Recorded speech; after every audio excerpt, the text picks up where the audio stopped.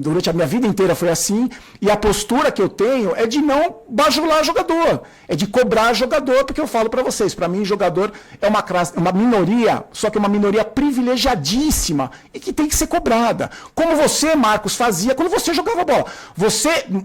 Eu fiquei sabendo que eu trabalhava no esporte nessa época, muitos jogadores que jogaram com você não gostavam muito de você por causa dessa postura, de cobrar, de falar, de chegar na imprensa e falar, pô, o time não jogou nada, não pode... como não gostam de mim também, eu entendo. Mas o que eu queria falar assunto encerrado. O que eu queria falar para você, que ele falou de lacrar. E essa coisa de lacrar é que, sinceramente, eu não entendo.